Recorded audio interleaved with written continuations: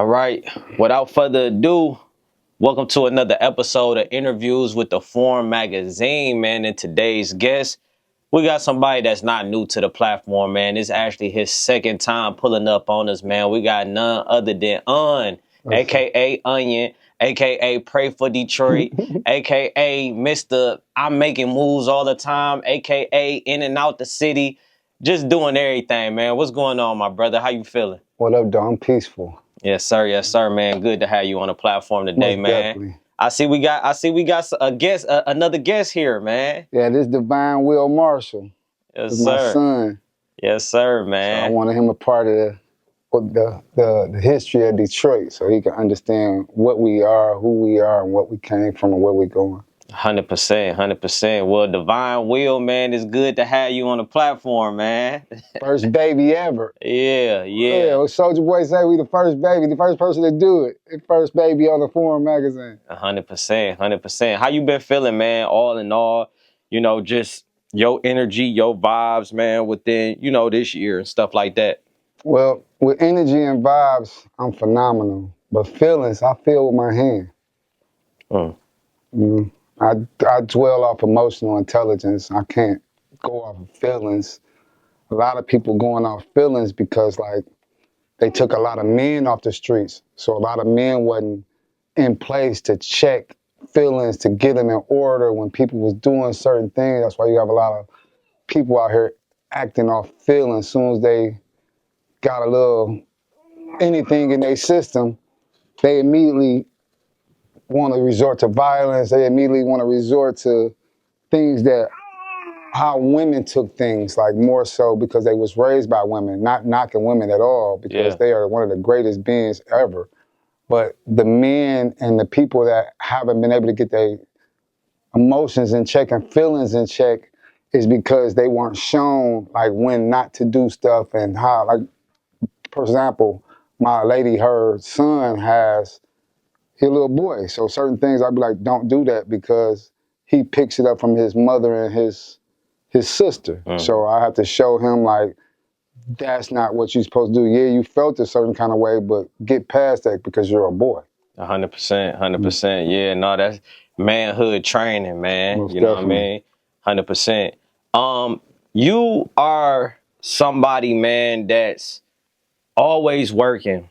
And one of your gifts that you've been, blessed with the ability to have, man, is I would think that you a people's person, just in the sense of being able to build relationships, connect with people, all around the country. Most definitely. One of the people that you've been able to build a relationship with and connect with is CMG, Yo Gotti.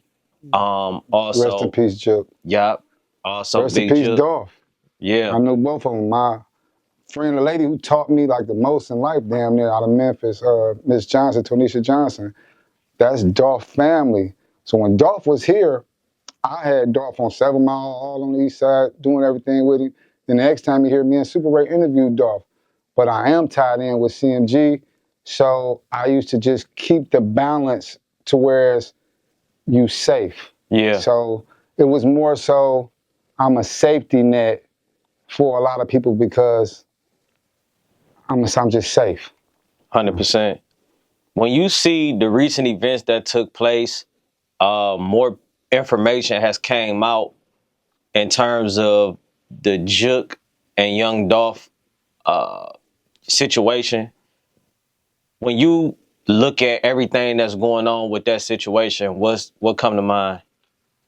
Stay out of that. Like, people got to understand everything is not for everyone. And it's families that's hurt on each side. You taking the scab off of things that people can't even heal. Some wounds not even healing because there's so many people now involved through social media, through gossiping, through people don't have no life of their own and go after. They too busy focused on what everybody else going on. So they distracted from their own life. Like, if you was too focused on getting your stuff together, I can't even focus. And I'm a mist of CMG and all that, but I still got a child, a newborn. I got family, I got friends, and I got a city that needs other things. I can't be distracted by that stuff. You know what I mean? Like, so it's really not for a person to be mentioning and speaking on because it's too deep. It's too many people hurt. So that's energy. When you speak, that's energy. That frequency and vibration is going to reach other people. Yeah. So if you speak on a situation that shouldn't be spoke upon, why would you do that? Like, sometimes you got to be the fuck quiet, bro. Like, you can't say something because you feel, that's that feeling thing. I feel like I should be able to say something. I feel like me and you might have a conversation outside this camera that should never come to this camera. You understand? That's just what it is. Outside of what me and you talk about in our own like partnership or camaraderie, I don't know, they say comradeship or whatever that word. Camaraderie. Camaraderie. That's not for this though. Regardless if we talked about who shot John F. Kennedy, on this it should never be talked about. So that's how I feel about that situation. I don't feel about it. I emotionally know that intellectually I should be the fuck quiet because it's not something to be talked about, like to nobody. So when you see like a Rollo who was actually friends with Dolph and Dolph was actually sending him money and doing things to take care of his family. When you see Rollo talk about Jook Pack, you know what I mean, and kind of be vocal about his feelings towards Jook, you know, do you feel like he out of pocket with that? Even if he do got a tight relationship with Dolph, do you feel like he out of pocket? Once again, like I said, I don't feel, because if I felt like something, I would say some shit that would be like, okay, I'll give you an example. I feel like that, and it's feeling. I feel like you shouldn't say things like that because you don't never know who you around, especially in this industry, who's affiliated closer than what you might understand or might even know. Because I might be right next to Rollo in Atlanta, because I be in Atlanta, I frequent Atlanta. And Jook saved my life in Memphis. How? We caught it, my people I was down there with caught a case, got indicted. They didn't know who I was. I kind of just got there, so they didn't know who I was. So when they got indicted, they locked all of us up, but I was in a car. So the person I was with had drugs on their possession, in their pocket. So that got me out of the charge of having possession, but they were still indicting. So we missed the raid for the indictment because we left. I had a date. I had to go to grand jury. I don't know nothing about no drug dealing. Right. So you go to grand jury, you got to sit in front of 12 people, and they gonna say either you gonna get indicted or what you say gonna help the indictment. I didn't have no information because I depicted it. I don't know nothing. I thought we was throwing parties. You get what I mean? I'm down here throwing parties with Yo Gotti and Jook and all of them. I got footage of it. I don't know nothing about drugs. So what you think they did? I thought they threw parties. Right. They booked me for throwing parties. I came in through parties. Besides that, I have no idea. Yeah. You know what I mean? So that's where we would keep that at. I wouldn't specifically say anything about what Rollo is doing because I wouldn't do that. Because I don't feel a certain kind of way. I know, like I said, I deal in emotional intellect. I would never say how I feel. Yeah. Because more so your logical, how you think, what's your logic in the situation? because the word feeling, if you look at the definition of the word feeling, it's so many multiple definitions. One of them says an irrational response. And then it said it don't have to be true. Yeah. What you feel like, it don't have to be true. Like I had an ex who felt like I went with this girl because Street Lord Juan had a white Range Rover back in the day. This girl I was flirting with had a white Land Rover. My girl seen that I left in the white Range Rover and thought I left with the girl, but I had left with Juan. Mm-hmm. And she went and messed with her baby daddy. Until she found out, like, damn, that wasn't that. But now, because I felt like you did. I just knew that was her, but I was a feeling. It wasn't true. So I don't go off feelings. So when you say, Jook saved you to that, like what did he do? So he just intervened? Well, I had to do 72 hours locked up. And they didn't have nothing to charge me with. So they let me go. And when I got out, I went to a house we had in the neighborhood like trying to get back to Detroit. My homeboy and I'm locked up. They raided the apartment we had. I'm trying to, like, I gotta get some money to get back to Detroit because they took everything. So when I go to the hood we be in, North Memphis, niggas like, oh, how the fuck he out? He must have told on Doggy and them. So they was gonna drop me. So they got it word to hey, they got pecking orders in Memphis. Like we don't have pecking orders really here. They got pecking orders in Memphis. Like, well, Dog, we finna drop Dog because he must have told on his people. Like, we don't need no rest down here. Jook and Apple, like, we don't think Onion did no telling. We've been around, Dog. You don't feel like that. So they came to me like, hey, bro, this is that. They told me, like, I'm like, hell no, I ain't tell. This is that. They let me out because they didn't know nothing. Right.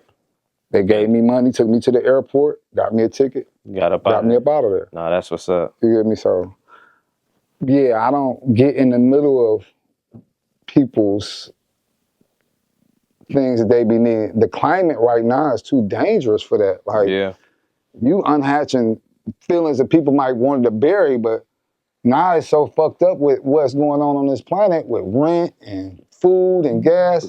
How can you don't know what make a person go over the edge? So you got to be careful with where you push people at today and what you push them into. They might have wanted to let that go, but here you unearthed it like, well, I'm going to give you that wrath now that I've been wanted, but I put it to the side because I was trying to live. 100%. Moving from Memphis, man, and honestly, man, just to, you know, like we've had an opportunity to really go through your life story, your history, you know, where you come from, all of that. I advise everybody go check out that interview too. Yeah, man. let's go. Foreign Magazine, y'all really need to pay attention. They teaching y'all a lot of stuff without being biased.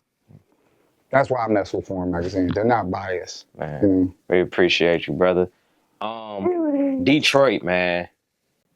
There's been a lot of things going on in Detroit, man. But before we get into that, man, let's just talk about the business side of Detroit. Right.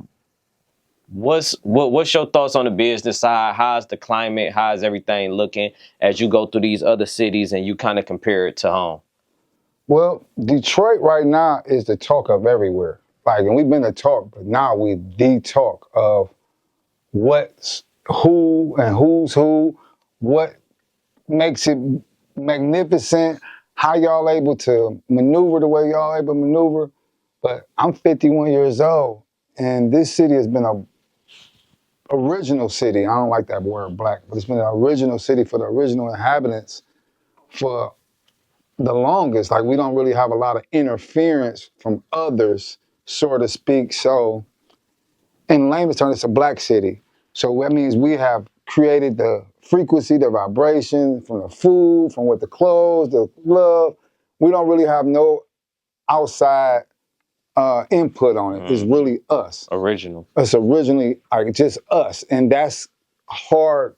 That's not, I haven't seen it nowhere else in this country to where it's just us that's dictating the format. We're weaving the garments with the threads. This our threads. We weave the thread, then we weave the garments from what we wove. So there's no other place. Yeah. All right. So a lot of things been transpiring, man. Detroit has largely been known to keep our disagreements, quarrels, situations under wraps, you know, but as of lately, with this week, there's been a lot of activity going on. You are somebody that's privy to be in the mix with just in general, with just everything Detroit. When you see what's going on, man, from Onion's perspective, what do you think? I'm making sure I don't say feel. What do you think logically? I think logically that we all know that Detroit has a history that came from a drug dealing mentality and a pimp mentality. Both of them were callous and harsh. So we all know that. And it's been casualties all kinds of ways in that form, which means a lot of people were affected that were related, friends, family, tribes, villages, anything. So, and it's children that came from it. And it's never really been spoken. Like you said, it's a thing that we don't do it. So why do it?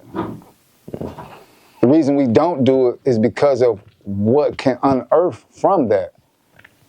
And there's so many variations of things that can unearth from it. So why would I speak on that? Like, why would I speak on some shit from the past that can not only haunt us, it can hurt us? So let me ask you a question.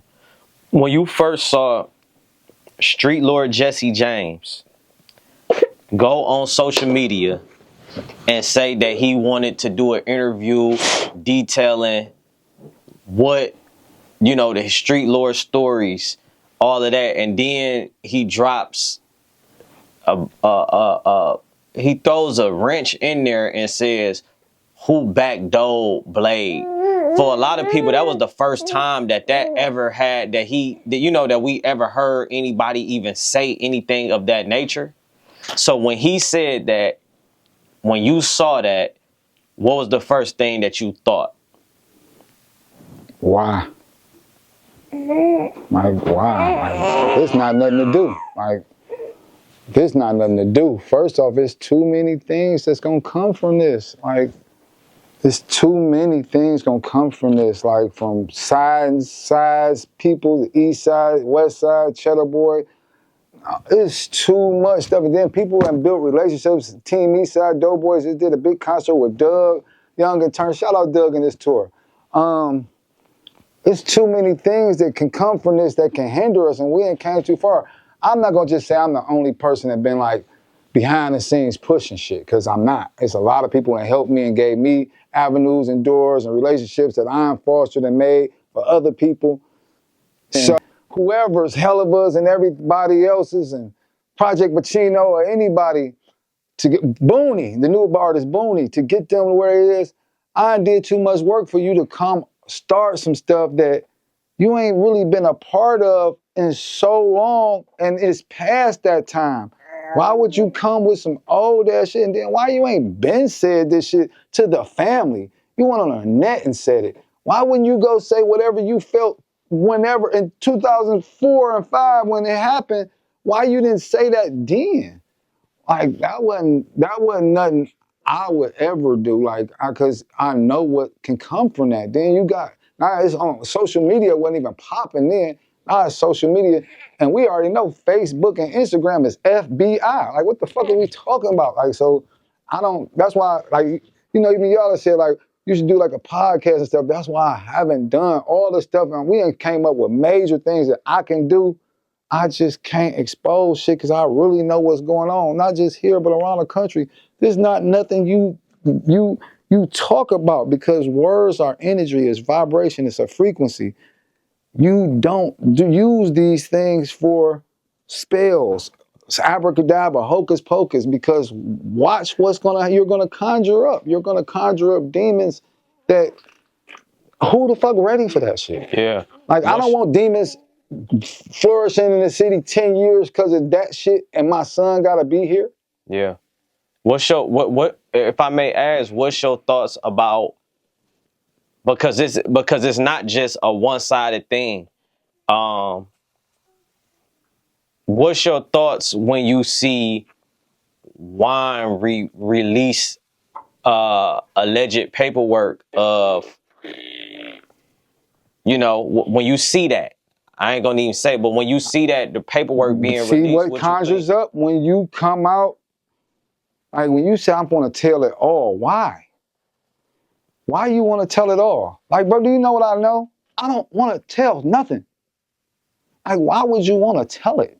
Like, so whatever happened from it is what you started. Like, why would you want to tell that? Like, it's the first question. Like, in my mind, they asked me, like, from Jeezy and them, Puffy and them back in the days. Like, we started Jeezy and them and helped Jeezy and them get up. They be like, why you leave Jeezy and stuff? I ain't never told nothing, because it's not nothing to talk about. Them demons is demons. I got away from the demons. I wanted to be around angels. So why would I go the tell-all. For some money, that shit gonna be connected to demons. When you see somebody pick up an interview such as that, do you feel like that's just journalism if the opportunity presents That's itself? journalism. That's journalism. Because Foreign Magazine could have did it. I wouldn't have looked down on Foreign Magazine to do it. I don't even do down no publication for doing it. Like, even if a person have a hidden agenda, even if a person have a hidden agenda in doing it, but if they still got a whole journalism podcast up, they're journalism. Even if they got a hidden agenda, newspapers, Washington Post had hidden agendas. You get what I mean?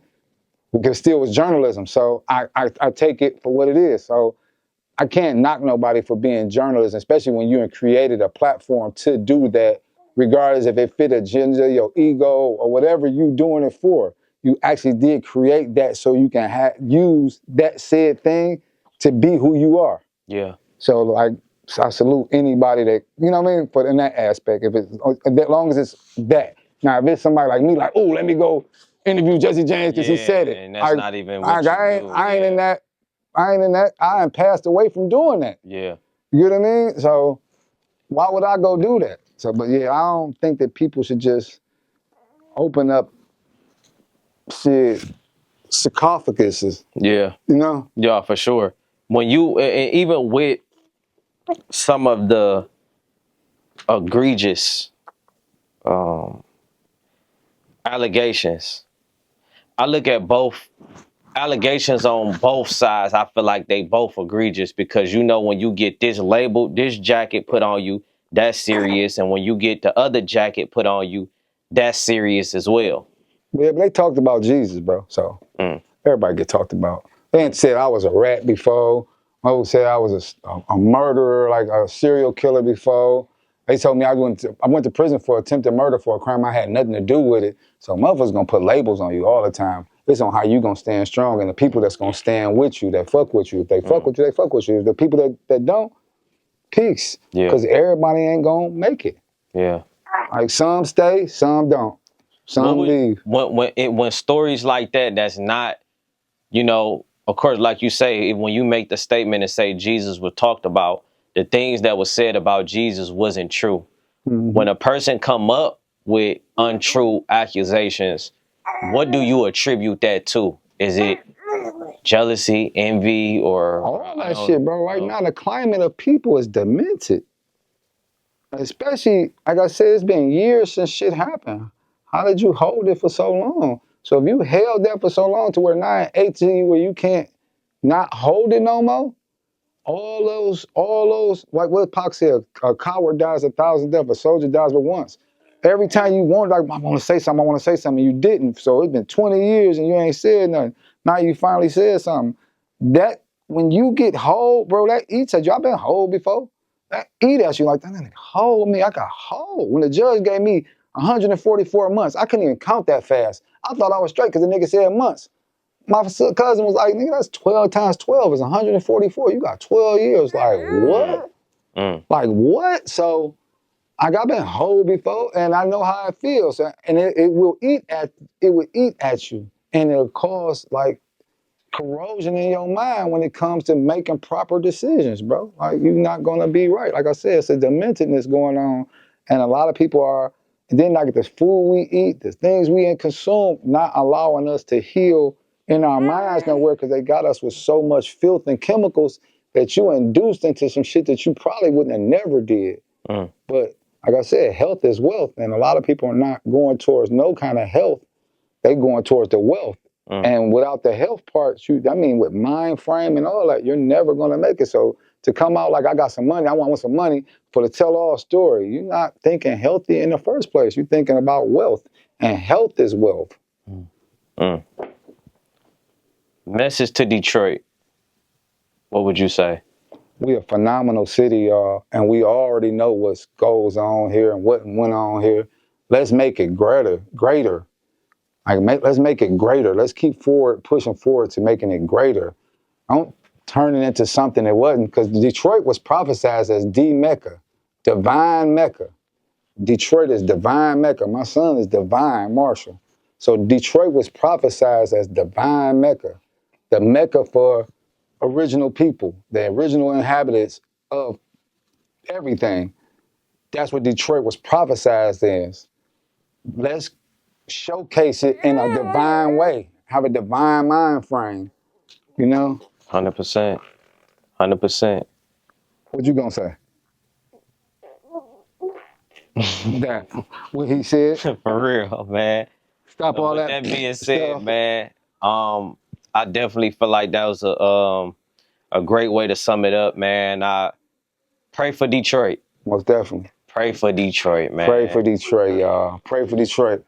Or if you know Detroit, do what's best for Detroit. If you 100%. don't know Detroit, pray for it. But if you know Detroit, do the best for for Detroit. Because we kind of like the saviors for everybody. Mm. Like, we don't have fear. Everywhere else got fear. Mm. I talked to Crips and Bloods in California. I talked to the Vice Lords and GDs in Chicago, and the biggest, and they have fear of a set of people that got their foot on our neck. We not policed, and we don't have that same fear, but we don't have organization. Mm. They got organization in a pecking order, but with fear, and we have no fear, but with no organization. So we need to just mesh it and make it a complete thing. And Detroit has the ability to do it because it's harder to remove fear from someone than it is to organize and get, you know? Hell of a point, man. Yeah. Well, y'all heard it here, man. Until next time, thanks for coming on the platform again. Onion, Yes, sir. the Foreign Magazine, Pulse of the Culture. Let's get it. Post the culture.